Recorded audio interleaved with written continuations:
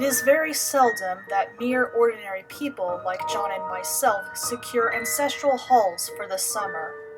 A colonial mansion, a hereditary estate, I would say a haunted house, and reach the height of romantic felicity, but that would be asking too much of fate. Still, I will proudly declare that there is something queer about it. Else, why should it be let so cheaply? And why have stood so long untenanted? John laughs at me, of course, but one expects that in marriage. John is practical in the extreme. He has no patience with faith, an intense horror of superstition, and he scoffs openly at any talk of things not to be felt and seen and put down in figures. John is a physician, and perhaps, I would not say it to a living soul, of course, but this is dead paper, and a great relief to my mind. Perhaps that is one reason I do not get well fast.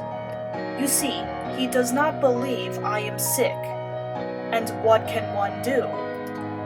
If a physician of high standing, and one's own husband, assures friends and relatives that there is really nothing the matter with one but temporary nervous depression, a slight hysterical tendency, what is one to do?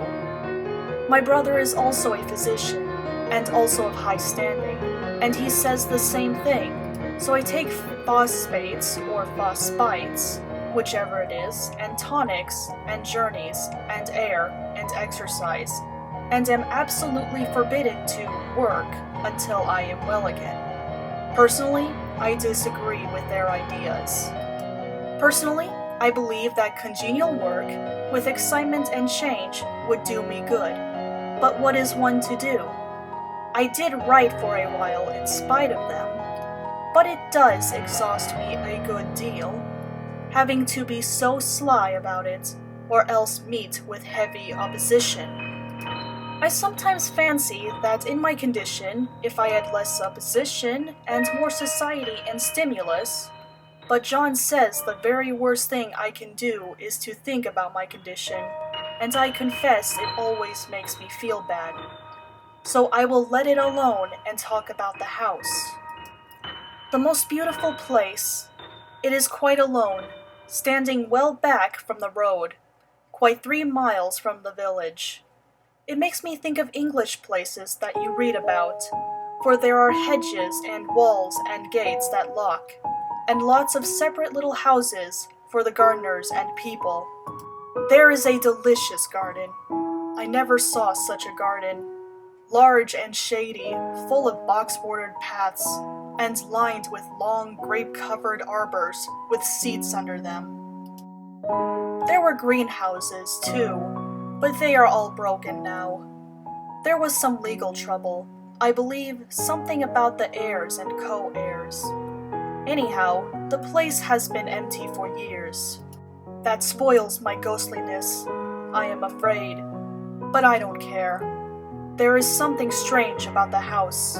I can feel it. I even said so to John one moonlight evening, but he said what I felt was a draft and shut the window. I get unreasonably angry with John sometimes. I'm sure I never used to be so sensitive.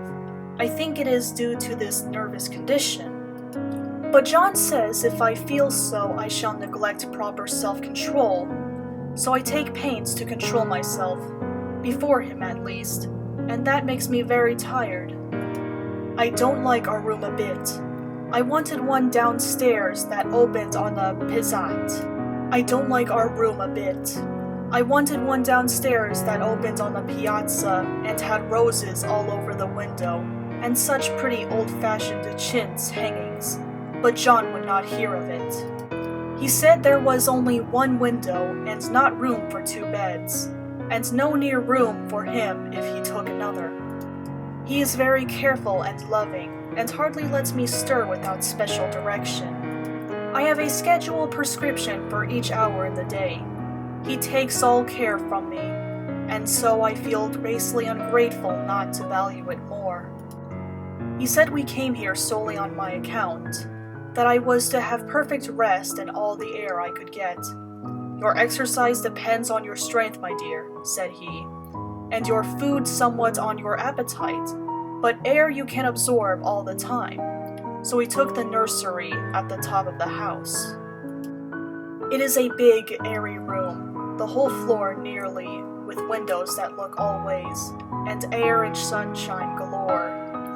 It was nursery first, and then playground and gymnasium, I should judge, for the windows are barred for little children, and there are rings and things in the walls. The paint and paper look as if a boys' school had used it.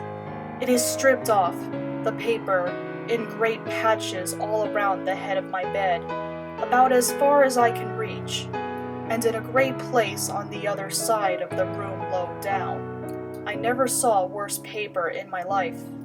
One of those sprawling, flamboyant patterns committing every artistic sin. It is dull enough to confuse the eye in following, pronounced enough to constantly irritate and provoke study. And when you follow the lame, uncertain curves for a little distance, they suddenly commit suicide, plunge off at outrageous angles, destroy themselves in unheard-of contradictions. The color is repellent, almost revolting, a smoldering, unclean yellow, strangely faded by the slow-turning sunlight. It is a dull yet lurid orange in some places, a sickly sulfur tint in others. No wonder the children hated it. I should hate it myself if I had to live in this room long. There comes John, and I must put this away. He hates to have me write a word. We have been here 2 weeks, and I haven't felt like writing before since that first day. I am sitting by the window now, up in this atrocious nursery, and there is nothing to hinder my writing as much as I please, save lack of strength. John is away all day, and even some nights when his cases are serious. I am glad my case is not serious, but these nervous troubles are dreadfully depressing. John does not know how much I really suffer. He knows there is no reason to suffer, and that satisfies him. Of course it is only nervousness. It does weigh on me so not to do my duty in any way. I meant to be such a help to John, such a real rest and comfort, and here I am, a comparative burden already.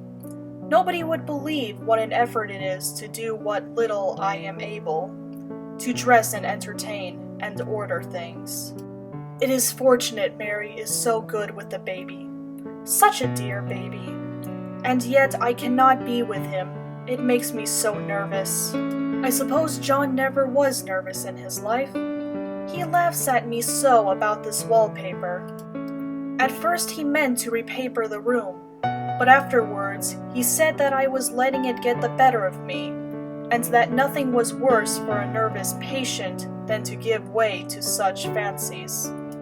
He said that after the wallpaper was changed, it would be the heavy bedstead, and then the barred windows, and then that gate at the head of the stairs, and so on. "You know the place is doing you good," he said. "And really, dear, I don't care to renovate the house just for a 3 months' rental." "Then do let us go downstairs," I said. "There are such pretty rooms there." Then he took me in his arms and called me a blessed little goose, and said he would go down cellar if I wished, and have it whitewashed into the bargain. But he is right enough about the beds and windows and things. It is as airy and comfortable a room as anyone need wish, and, of course, I would not be so silly as to make him uncomfortable just for a whim. I'm really getting quite fond of the big room, all but that horrid paper. Out of one window I can see the garden, those mysterious deep-shaded arbors, the riotous old-fashioned flowers, and bushes and gnarly trees. Out of another I get a lovely view of the bay and a little private wharf belonging to the estate. There is a beautiful shaded lane that runs down there from the house. I always fancy I see people walking in these numerous paths and arbors. but John has cautioned me not to give way to fancy in the least. He says that with my imaginative power and habit of story making, a nervous weakness like mine is sure to lead me to all manner of excited fantasies, and that I ought to use my will and good sense to check the tendency, so I try. I think sometimes that if I were only well enough to write a little, it would relieve the press of ideas and rest in me. But I find I get pretty tired when I try. It is so discouraging not to have any advice and companionship about my work. When I get really well, John says we will ask Cousin Henry and Julia down for a long visit. But he says he would as soon put fireworks in my pillowcase as to let me have those stimulating people about now. I wish I could get well faster. But I must not think about that. This paper looks to me as if it knew what a vicious influence it had. There is a recurrent spot where the pattern lolls like a broken neck and two bulbous eyes stare at you upside down. I get positively angry with the impertinence of it and the everlastingness. Up and down and sideways they crawl, and those absurd, unblinking eyes are everywhere. There is one place where two breadths didn't match, and the eyes go all up and down the line, one a little higher than the other. I never saw so much expression in an animate thing before, and we all know how much expression they have. I used to lie awake as a child and get more entertainment and terror out of blank walls and plain furniture than most children could find in a toy store.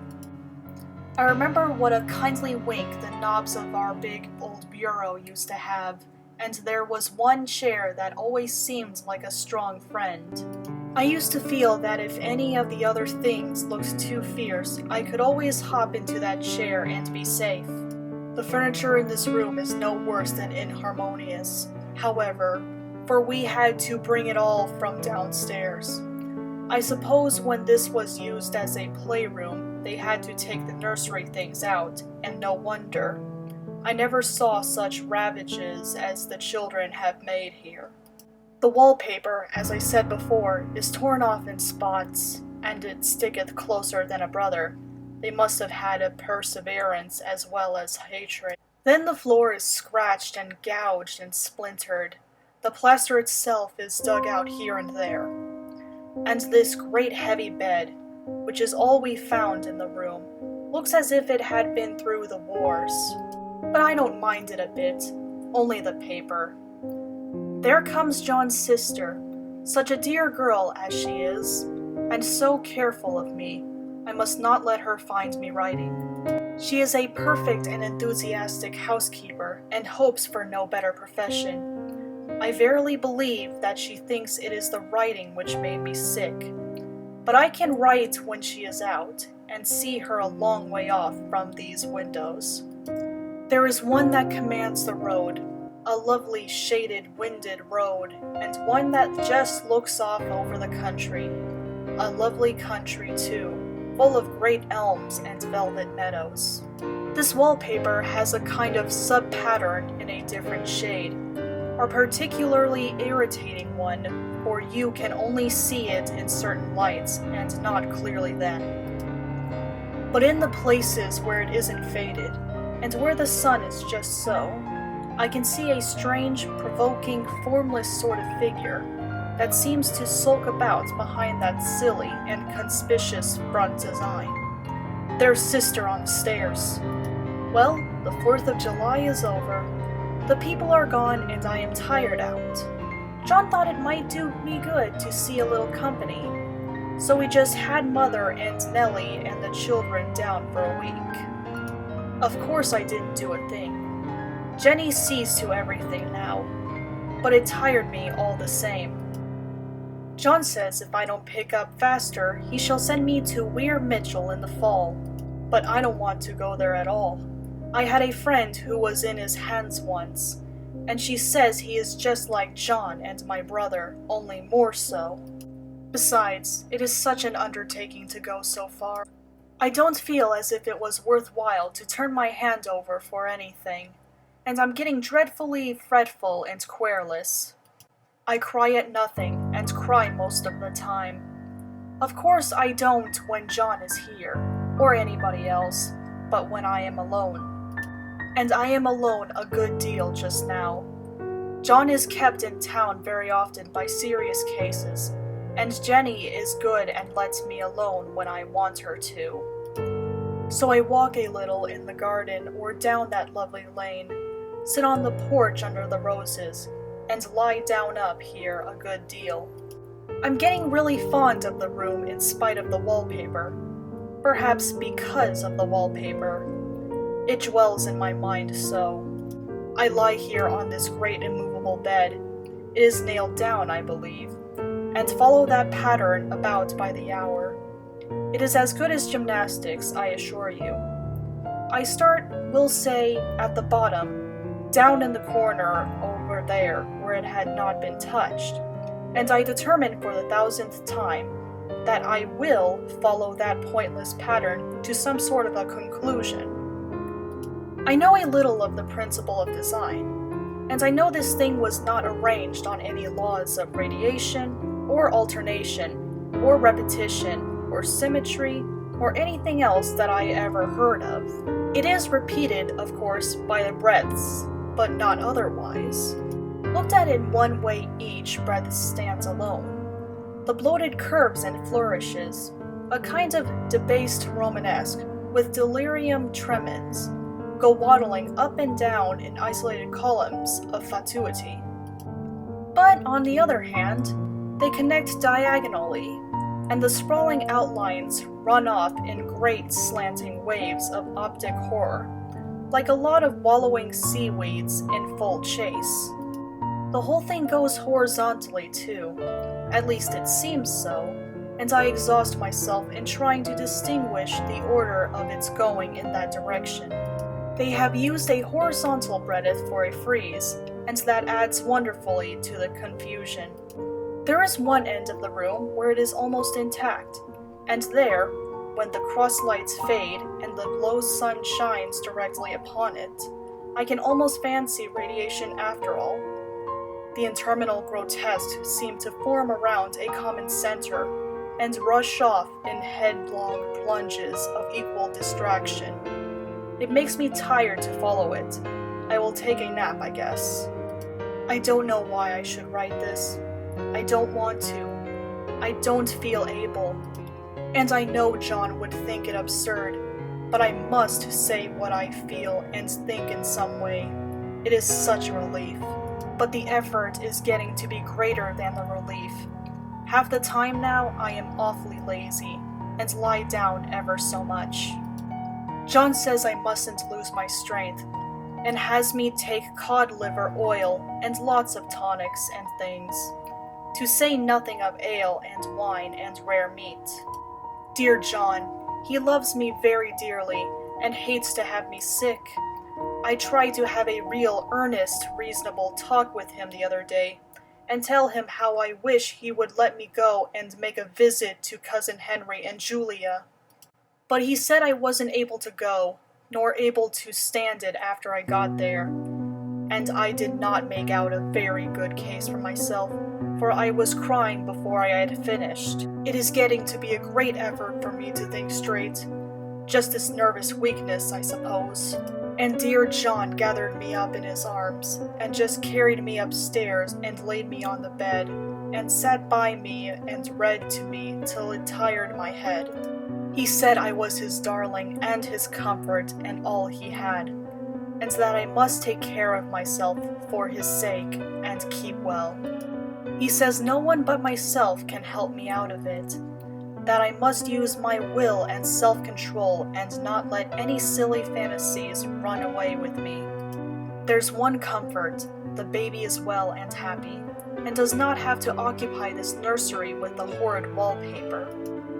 If we had not used it, that blessed child would have. What a fortunate escape. Why, I wouldn't have a child of mine, an impressionable little thing, live in such a room for worlds. I never thought of it before, but it is lucky that John kept me here after all. I can stand it so much easier than a baby, you see. Of course I never mention it to them anymore. I am too wise, but I keep watch of it all the same. There are things in that paper that nobody knows but me, or ever will. Behind that outside pattern, the dim shapes get clearer every day. It is always the same shape, only very numerous. And it is like a woman stooping down and creeping about behind that pattern. I don't like it a bit. I wonder, I begin to think, I wish John would take me away from here. It is so hard to talk with John about my case, because he is so wise and because he loves me so. But I tried it last night. It was moonlight. The moon shines in all around, just as the sun does. I hate to see it sometimes. It creeps so slowly, and always comes in by one window or another. John was asleep and I hated to waken him, so I kept still and watched the moonlight on that undulating wallpaper till I felt creepy. The faint figure behind seemed to shake the pattern, just as if she wanted to get out. I got up softly and went to feel and see if the paper did move, and when I came back, John was awake. "What is it, little girl?" he said. "Don't go walking about like that. You'll get cold." I thought it was a good time to talk, so I told him that I really was not gaining here, and that I wished he would take me away. "Why, darling," said he, "our lease will be up in 3 weeks. I can't see how to leave before. The repairs are not done at home, and I cannot possibly leave town just now. Of course, if you were in any danger, I could and would.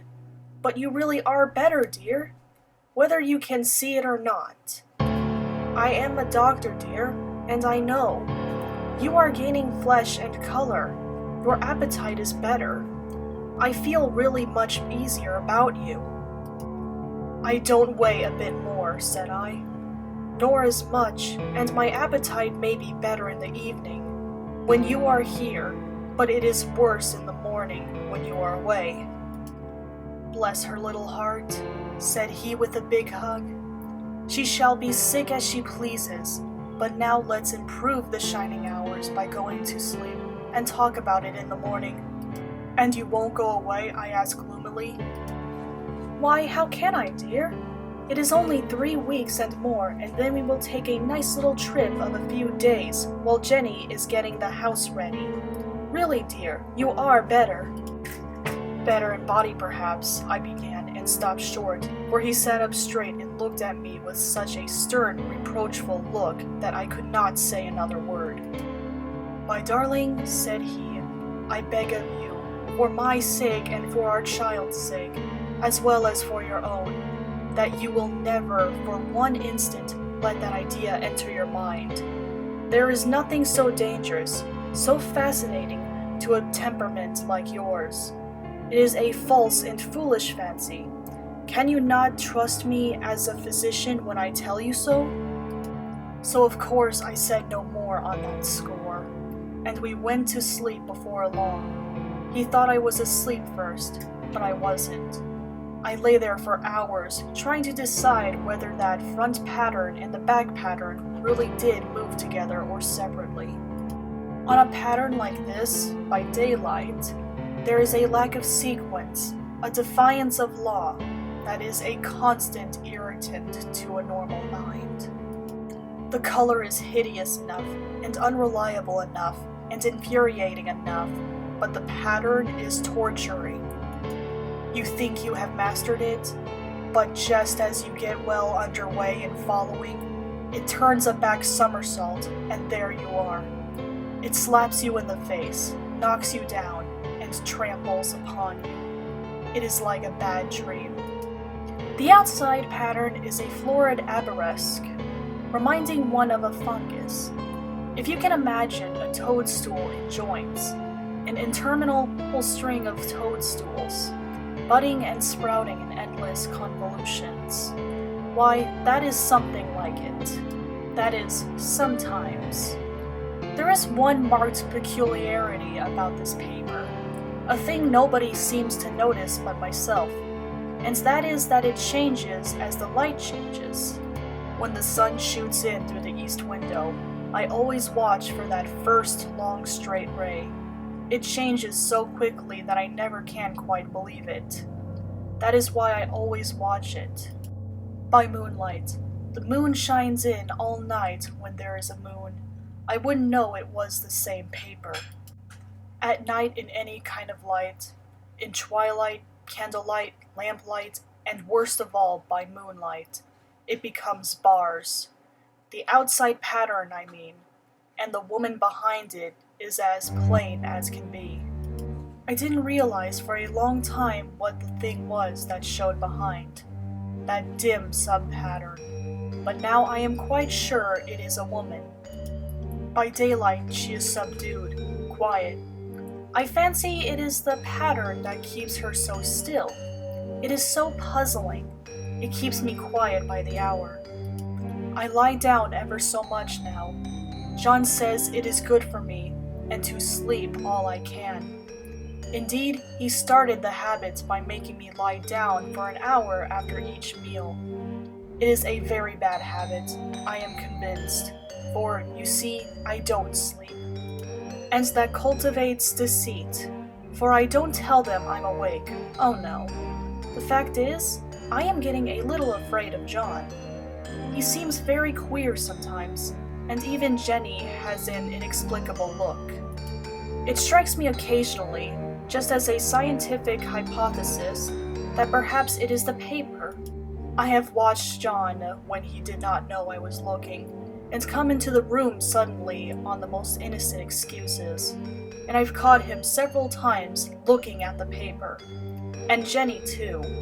I caught Jenny with her hand on it once.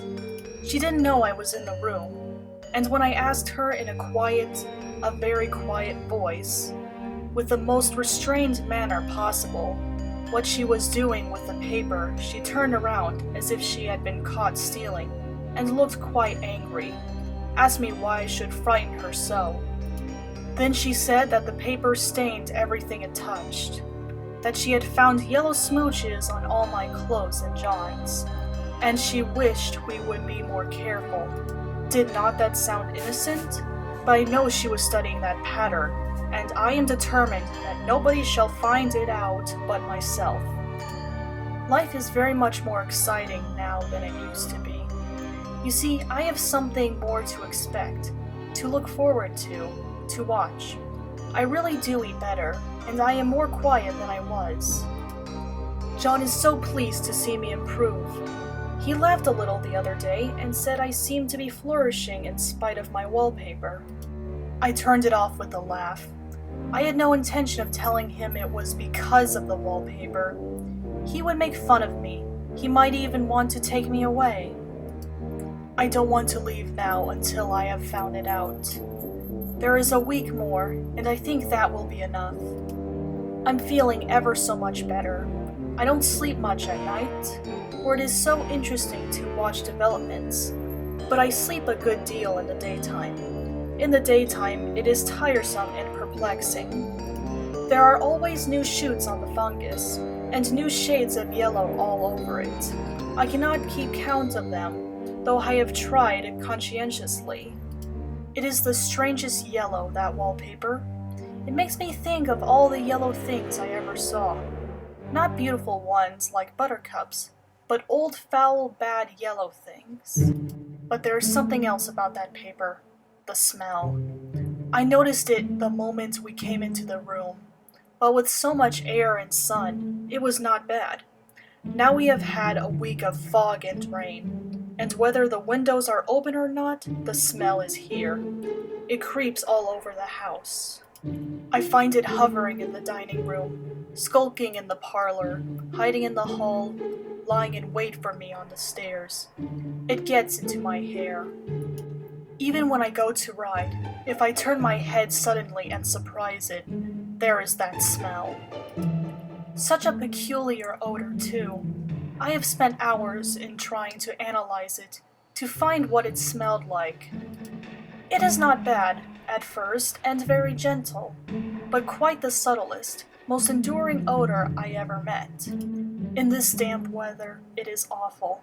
I wake up in the night and find it hanging over me. It used to disturb me at first. I thought seriously of burning the house, to reach the smell. But now I am used to it. The only thing I can think of that it is like is the color of the paper, a yellow smell. There is a funny mark on this wall, low down, near the mopboard. A streak that runs round the room. It goes behind every piece of furniture, except the bed. A long, straight, even smooch, as if it had been rubbed over and over. I wonder how it was done and who did it, and what they did it for. Round and round and round, round and round and round. It makes me dizzy. I really have discovered something at last. Through watching so much at night, when it changes so, I have finally found out. The front pattern does move, and no wonder. The woman behind shakes it. Sometimes I think there are a great many women behind, and sometimes only one, and she crawls around fast, and her crawling shakes it all over. Then in the very bright spots, she keeps still, and in the very shady spots, she just takes hold of the bars and shakes them hard. And she is all the time trying to climb through, but nobody could climb through that pattern. It strangles so. I think that is why it has so many heads. They get through, and then the pattern strangles them off and turns them upside down, and makes their eyes white. If those heads were covered or taken off, it would not be half so bad. I think that woman gets out in the daytime, and I'll tell you why. Privately, I've seen her. I can see her out of every one of my windows. It is the same woman, I know, for she is always creeping, and most women do not creep by daylight. I see her on that long shaded lane, creeping up and down. I see her in those dark grape arbors, creeping all around the garden. I see her on that long road under the trees, creeping along, and when a carriage comes, she hides under the blackberry vines. I don't blame her a bit. It must be very humiliating to be caught creeping by daylight. I always lock the door when I creep by daylight. I can't do it at night, for I know John would suspect something at once. And John is so queer now that I don't want to irritate him. I wish he would take another room. Besides, I don't want anybody to get that woman out at night but myself. I often wonder if I could see her out of all the windows at once. But turn as fast as I can only see out of one at one time. And though I always see her, she may be able to creep faster than I can turn. I have watched her sometimes away off in the open country, creeping as fast as a cloud shadow in a high wind. If only that top pattern could be gotten off from the under one. I mean to try it, little by little. I have found out about another funny thing, but I shan't tell it this time. It does not do to trust people too much. There are only 2 more days to get this paper off, and I believe John is beginning to notice. I don't like the look in his eyes. And I heard him ask Jenny a lot of professional questions about me. She had a very good report to give.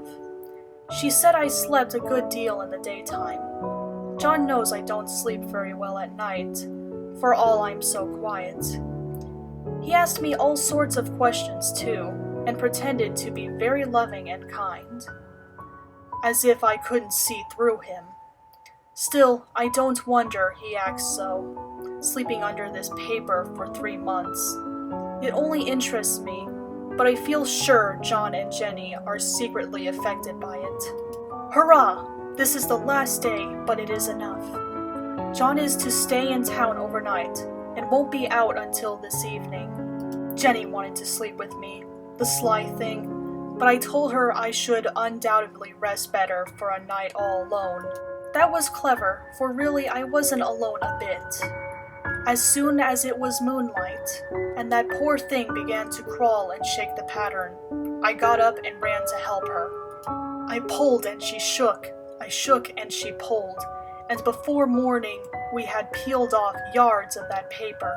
a strip about as high as my head and a half around the room.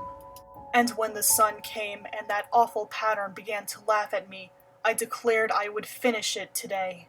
We would go away tomorrow, and they are moving all my furniture down again to leave things as they were before. Jenny looked at the wall in amazement, but I told her merrily that I did it out of pure spite at the vicious thing. She laughed and said she wouldn't mind doing it herself, but I must not get tired. How she betrayed herself that time. But I am here, and no person touches this paper but me, not alive. She tried to get me out of the room. It was too patent. But I said it was so quiet and empty and clean now that I believed I would lie down again and sleep all I could, and not to wake me even for dinner. I would call when I woke. So now she is gone, and the servants are gone, and the things are gone, and there is nothing left but the great bedstead nailed down, with the canvas mattress we found on it. We shall sleep downstairs tonight, and take the boat home tomorrow. I quite enjoy the room, now it is bare again. How those children did tear about here. This bedstead is fairly gnawed, but I must get to work. I have locked the door and thrown the key into the front path. I don't want to go out, and I don't want to have anybody come in till John comes. I want to astonish him. I've got a rope up here that even Jenny did not find. If that woman does get out and tries to get away, I can tie her. But I forgot I could not reach far without anything to stand on. This bed will not move. I tried to lift and push it until I was lame, and then I got so angry I bit off a little piece at one corner, but it hurt my teeth. Then I peeled off all the paper I could reach, standing on the floor. It sticks horribly, and the pattern just enjoys it. All those strangled heads and bulbous eyes and waddling fungus growths just shriek with derision. I am getting angry enough to do something desperate. To jump out of the window would be admirable exercise, but the bars are too strong even to try. Besides, I wouldn't do it. Of course not. I know well enough that a step like this is improper and might be misconstrued. I don't like to look out of the windows even. There are so many of those creeping women, and they creep so fast. I wonder if they all come out of that wallpaper as I did. But I am securely fastened now by my well-hidden rope. You don't get me out in the road there. I suppose I shall have to get back behind the pattern when it comes night, and that is hard. It is so pleasant to be out in this great room and creep around as I please. I don't want to go outside. I won't, even if Jenny asks me to. For outside, you have to creep on the ground, and everything is green instead of yellow. But here I can creep smoothly on the floor, and my shoulder just fits in that long smooch around the wall, so I cannot lose my way. Why, there's John at the door. It is no use, young man. You can't open it. How he does call and pound. Now he's crying for an axe. It would be a shame to break down that beautiful door. John, dear, said I in the gentlest voice, the key is down by the front steps, under a plantain leaf. That silenced him for a few moments. Then he said, very quietly indeed, open the door, my darling. I can't, said I. The key is down by the front door under a plantain leaf. And then I said it again, several times, very gently and slowly, and said it so often that he had to go and see, and he got it, of course, and came in. He stopped short by the door. What is the matter? He cried. For God's sake, what are you doing? I kept on creeping just the same, but I looked at him over my shoulder. I've got out at last, said I, in spite of you and Jenny, and I've pulled off most of the paper so you can't put me back. Now why should that man have fainted? But he did, and right across my path by the wall, so that I had to creep over him every time.